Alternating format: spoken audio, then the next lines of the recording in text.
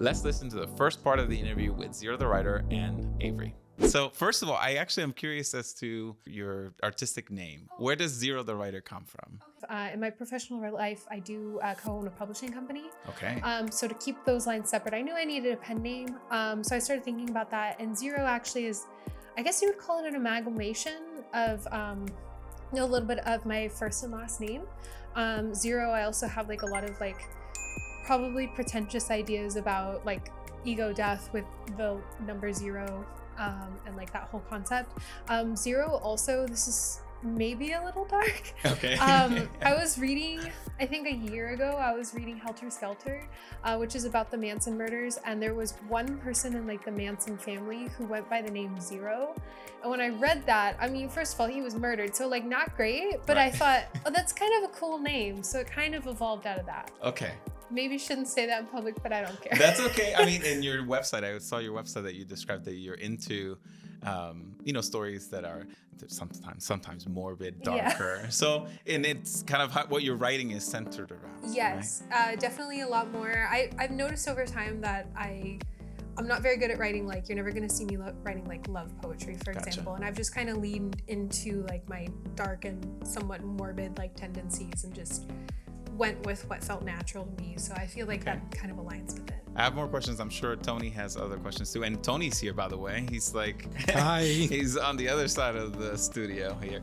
But I want to ask maybe just quickly before I get to Avery, it's like, how would you describe yourself? You're an artist, of course, right? You would consider yourself an artist? I guess I would say that. But how would you sum up what describes what you do? Writer, playwright now, right? Yeah. This is the first play. Is this the first play, right? So it's not the first play I've written and not the first one that's been produced, but it is the first one that I directed and produced and the whole shebang. So then sum it up for me.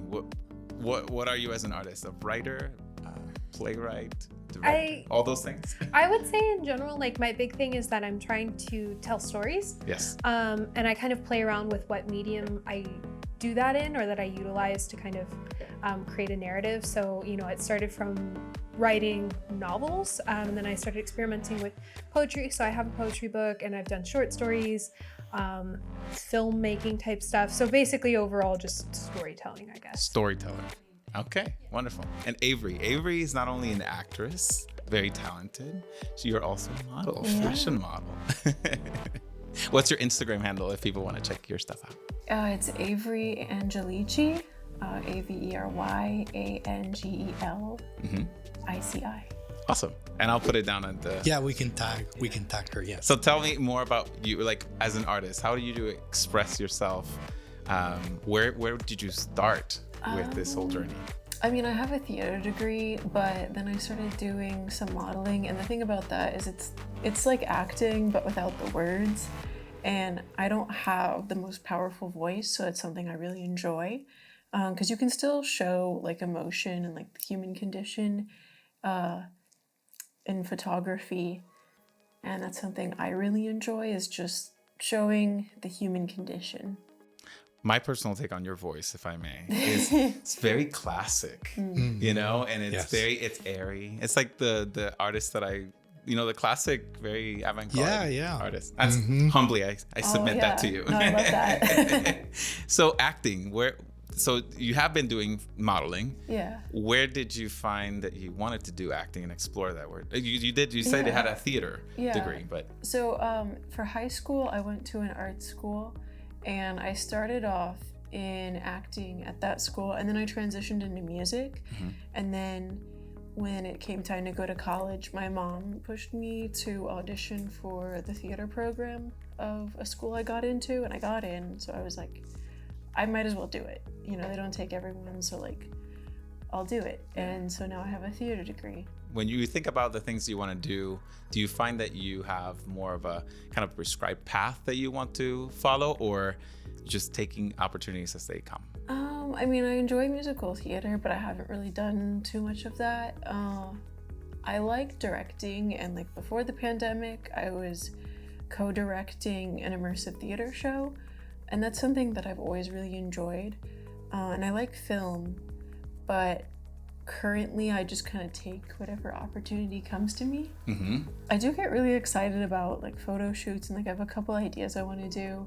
I built a photo studio in my apartment so I can like make some of those ideas come to life, maybe make some short films. So I guess that's what I'm most excited about right now. Cool. What brought you together, at least from my perspective, was Who Mothered the Corpse, which is what we're talking about, right? The first encounter that I had was as a play, right? A one-act play. But it's based off your novella by the same name, Who Mothered the Corpse. I don't want to do it injustice, so I'm going to let the writer give a little synopsis as to what the story is. So basically, it is in an unnamed 16th century Western European village. And this is in a society where basically dead bodies can be utilized by their living relatives however they want, as long as they have a legal claim to it. There is an unknown young woman found dead in the woods, and 4 different women step forward to claim her as their daughter and or niece. There's one character where she's claiming it's her niece. And each of these women have a story for this girl who is also known in the book. It is specified that this girl was known as, and I don't know if this is the best term anymore, but the town mute. She was never known to speak, so Right. a lot of people at the time would just assume maybe they were developmentally delayed or hearing impaired or something like that. But that was the one known fact about this girl. So all of the women have a story for why she didn't speak, their relationship to her, and also what they're planning to do with her body. So it's, consuming it, utilizing it for rituals and potions and things, selling the body in necrophilic sex work, I guess would be the best way to say it, or using the body for an outdoor garden display. So they have a trial to basically settle the contestment of the claims. And then that's kind of what the book follows, is this trial and then the subsequent aftermath. And so you have 4 characters that come into the play in this almost like a trial. Yes. Or a testimony. Yeah. And then you have these 4 characters, and they are The witch. the witch. The witch, the artist, the whore, and the chef. The chef, yeah. And the whore is the character that Avery played.